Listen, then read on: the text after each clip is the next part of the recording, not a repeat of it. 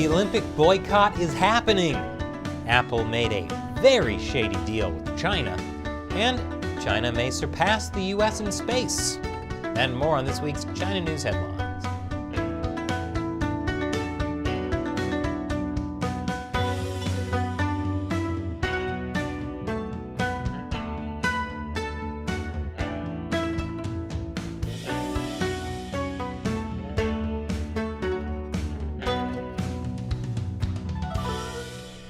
Welcome to China Uncensored, I'm Chris Chappell. This episode is sponsored by MOVA globes. These are really amazing globes that spin on their own without cords or batteries. And whether you get this black and silver model or one of the other great world map designs, you can appreciate the beauty of our planet. And on the other side of the planet, from me in New York, Beijing, where the 2022 Winter Olympics are just 2 months away. China's super excited. Take a look at the venue. They've already got all the fake snow in place. It's going to be a huge celebration. If only people would show up. But sad news, Beijing. The U.S. has announced a diplomatic boycott. The Biden administration will not send any diplomatic or official representation to the Beijing 2022 Winter Olympics and Paralympic Games, given the PRC's ongoing genocide and crimes against humanity in Xinjiang and other human rights abuses. The Biden administration has been under loads of pressure to do this.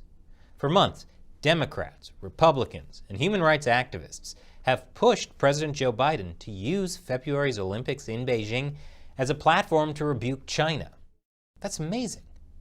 Not only was there agreement between Democrats and Republicans, there was also agreement between politicians and actual human beings. It's like watching a solar eclipse. You know it happens, but you never expect to see it. Also, don't look directly at politicians, or you might go blind. Back to the U.S. diplomatic boycott. The U.S. is not stopping U.S. athletes from attending the Olympics, but no U.S. officials will go. After the U.S. announcement, the floodgates opened. Other countries started announcing their own diplomatic boycotts. Lithuania, New Zealand, Australia, Scotland, the UK, and Canada. Oh, that's just wonderful. China goes through all the trouble of hosting the Olympics, and they don't want to come. Well, you know what? That's fine. There are other people who want to come. China doesn't need you. No one cares whether they come or not, and it has no influence on Beijing's success in hosting the Winter Olympics. Yeah, China will be just fine without you. And you know what? The U.S. wasn't even invited in the first place. Foreign Ministry spokeswoman Hua Chunying tweeted, "The Beijing Winter Olympic Games is a party by invitation only. Some U.S. politicians need not flatter themselves by weaponizing their attendance. One can't decline an invitation without first receiving one." So basically, you didn't break up with me, I broke up with you. But also, China is saying the Olympics, the international sporting event that is supposed to bring the world together to share our common humanity, is an invitation-only party, and they control the invitations. Well, I guess that explains why Beijing isn't inviting any spectators except Chinese fans who meet certain requirements. I'm guessing those requirements will be being COVID-free and loving the Communist Party. Meanwhile, the Chinese regime is continuing to act in a calm, rational manner. The Chinese ambassador to the UK tweeted, "U.S. politicians keep hyping a diplomatic boycott without even being invited to the games." And my favorite Chinese state-run media, the Global Times, tweeted, "The U.S. is making itself a joke by announcing boycott of the Beijing Winter Olympics that had not invited U.S. politicians." Yeah, you see? The Chinese Communist Party totally doesn't care. And to prove how little it cared, the Communist Party began making threats, saying the U.S. will pay a price for boycotting the Olympics. They're not lashing out. It's totally normal to punish someone for not coming to the party you didn't invite them to. It's like Foreign Ministry spokesman Zhao Lijian said, What the U.S. should do is to correct its attitude, practice a more united Olympic spirit, and take China's concerns seriously. And in case you're wondering, China says nobody cares about Australia's Olympic boycott either, so there. All in all, it was a pretty good week for me. Look, I know some people are saying a diplomatic boycott isn't enough, and I get it. It would be much better to move the Olympic Games out of China. But this is a good start. Because back in 2008, when Beijing hosted the Summer Olympics, there wasn't even a diplomatic boycott. Sure, the Communist Party hadn't started putting Uyghurs into concentration camps yet in 2008, but there were plenty of them in labor camps. And the Chinese regime was still repressing the Tibetans and the Mongolians and Christians and human rights activists, and the list goes on. The Communist Party was definitely already killing Falun Gong practitioners and selling their organs. Meanwhile, here is then U.S. President George W. Bush having a great old time at the Summer Olympics in Beijing. He's palling around with Yang Jiechi and Xi Jinping, and then Chinese leader Hu Jintao. I know, it's shocking. Who is actually smiling? And President Bush wasn't alone at the Olympics. Hey, isn't that Bill Gates?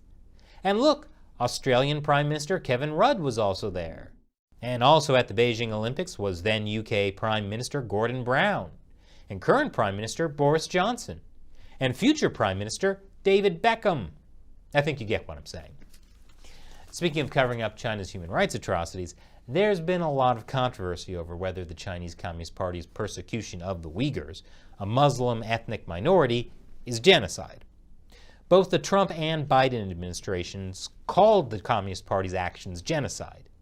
And now, an independent tribunal in London has ruled it a genocide too. The Uyghur tribunal cited birth control and sterilization measures allegedly carried out by the state against the Uyghurs as the primary reason for reaching its conclusion. And coming up after the break, Apple's rotten China deal. Welcome back. As I said earlier, China wants to make the U.S. pay. And the Pentagon has been keenly aware of the advancements made by the Chinese military. China has conducted hundreds of hypersonic missile tests, while the U.S. has done just 9. And according to a top Space Force general, China may soon overtake the U.S. in space plans.